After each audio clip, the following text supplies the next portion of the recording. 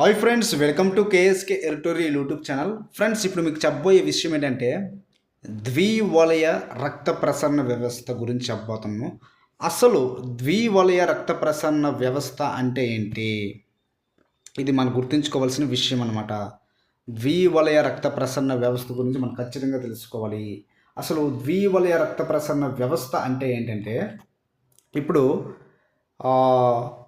గుండె నుండి ధమనుల ద్వారా రక్తం అనేది శరీర భాగాలకు ప్రసరించి, ఈ శరీర భాగాల నుండి సిరల ద్వారా మళ్ళీ గుండెకు ప్రసరించే విధానాన్ని ద్వివలయ రక్త ప్రసరణ వ్యవస్థగా మనం పేర్కొనవచ్చు. ఓకేనా? సో వీటి గురించి ఖచ్చితంగా మనం తెలుసుకుందాం. మొదటగా ఈ ద్వివలయ రక్త ప్రసరణ వ్యవస్థలో 4 గదులు ఉంటాయి. ఎన్ని గదులు ఉంటాయి? 4 గదులు ఉంటాయి. ఈ 4 గదులు ఉన్న జీవులు ఏంటంటే క్షీరదాలు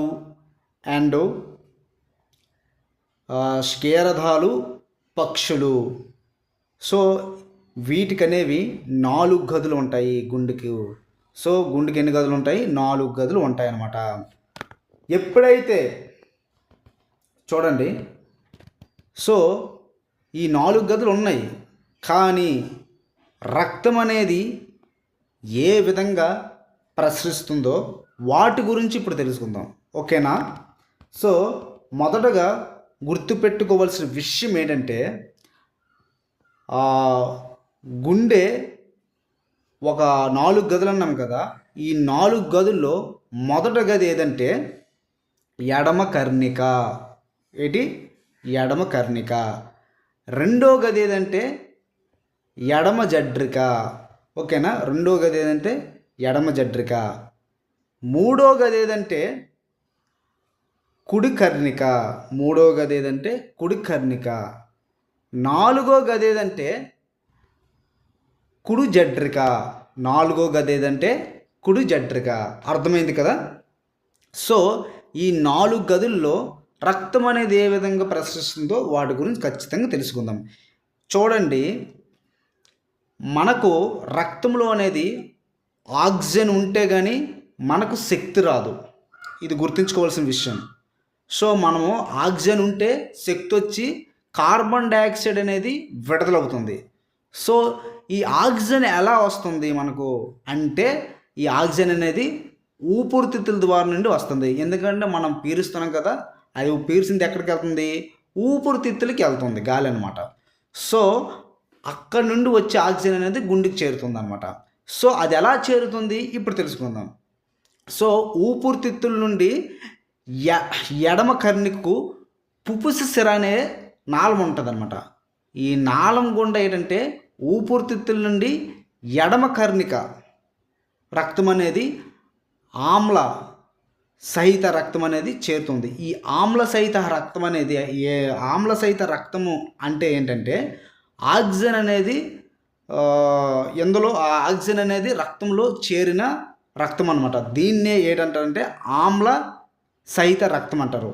ఎప్పుడైతే ఈ ఆమ్ల సహిత రక్తం అనేది పుపుస ద్వారా ఎడమ కర్ణిక గదికి చేరుతుందో అప్పుడు ఎడమ కర్ణిక అనేది సడలిస్తుంది అనమాట. అర్థమైందా? సడలిస్తే అందులో రక్తం అనేది ఉంటుంది అనమాట ఆ గదిలో. ఈ ఎడమ కర్ణిక నుండి చూడండి, ఈ ఎడమ కర్ణిక నుండి ఎడమ జడ్రిక వరకు రక్తం అనేది ఎడమ కర్ణిక ఎప్పుడైతే సంకోచిస్తుందో అప్పుడు ఈ రక్తం అనేది ఎడమ జడ్రిక గదికి చేరుతుందన్నమాట. అర్థమైందా? ఎడమ కర్ణికలో ఉండే రక్తం అనేది ఎప్పుడైతే సంకోచిస్తుందో అప్పుడు ఎడమ జడ్రిక అనేది రక్తం అనేది చేరుతుంది. సో ఎప్పుడైతే చేరుతుందో ఎడమ జడ్రిక, అప్పుడేంటంటే ఎడమ జడ్రిక అనేది సడలిస్తుంది అనమాట. అర్థమైందా? అప్పుడు ఈ ఎడమ జడ్రిక నుండి బృహద్దమని చూడండి, ఈ బృహద్దమని ఉందా, ఈ బృహద్దమం ద్వారా శరీర భాగాలకు రక్తం అనేది చేరుతుందన్నమాట.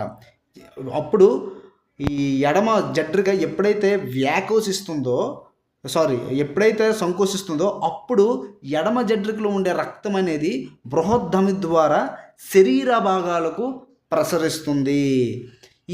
అక్కడి నుండి ఎప్పుడైతే బృహద్ధమి ద్వారా ఆమ్ల సహిత రక్తం అనేది ఈ బృహద్ధమి ద్వారా ప్రసరిస్తుందో అప్పుడు శరీర అవయవాలకు చేరి అందులో నుండి కణజాలాలకు చేరి అందులో నుండి కణాలకు చేరి అక్కడనేది ఈ ఆక్సిజన్ అనేది కెమికల్ రియాక్షన్ జరిగి అక్కడి నుండి మనకు కార్బన్ డైఆక్సైడ్ అనేది ఉత్పత్తి అవుతుంది.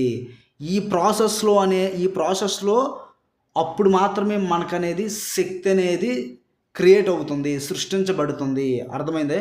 ఎప్పుడైతే శక్తిని సృష్టించబడుతుందో కార్బన్ డైఆక్సైడ్ అనేది విడుదలవుతుంది. సో ఈ కార్బన్ డైఆక్సైడ్ అనేది మళ్ళీ రక్తంలోకి చేరి రక్త కేశనాళికల గుండా పోయి అక్కడి నుండి రక్తం అనేది సిరల ద్వారా ఆమ్ల రహిత రక్తం అనేది ఏంటి?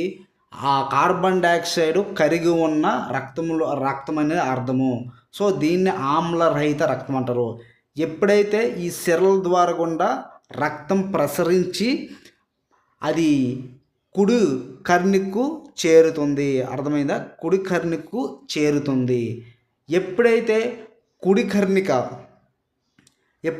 కుడి కర్ణికలో రక్తం ఉంటుందో అప్పుడు సంకోచించి అప్పుడు ఈ కుడి కర్ణిక నుండి రక్తం అనేది కుడి జఠరికు రక్తం అనేది చేరుతుంది. అర్థమైందా? కుడి కర్ణికు రక్తం అనేది చేరుతుంది.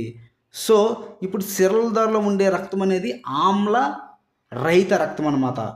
సో ఎప్పుడైతే కుడి జఠరిక సంకోచిస్తుందో అప్పుడు ఈ పుపుస దమన ద్వారా ఊపిరితిత్తులకు ఈ రక్తం అనేది చేరుతుందన్నమాట. పుపుస దమ ద్వారా ఊపిరితిత్తులకు రక్తం అనేది చేరుతుంది. అక్కడ కార్బన్ డైఆక్సైడ్ తొలగిపోయి మళ్ళీ ఆక్సిజన్ అనేది మళ్ళీ రక్తంలో చేరి మళ్ళీ పుపుస సిర, అర్థమైందా? మళ్ళీ పుపుస సిర ద్వారా ఎడమ కర్ణికు చేరుతుంది. ఈ విధంగా సైకిల్ జరిగే విధానాన్ని ద్వివలయ రక్త ప్రసరణ వ్యవస్థగా మనం పేర్కొనవచ్చు. సో అర్థమైంది కదా? ఈ బేసిక్ నాలెడ్జ్ మనకు అర్థమైతే మనకు క్వశ్చన్స్ ఏ విధంగా ఇచ్చినా మనం అండర్స్టాండింగ్ చేసుకోగలం. సో ఈ కంటెంట్ మీకు నచ్చినట్టయితే లైక్ చేసి సబ్స్క్రైబ్ చేయండి. Thank you for watching.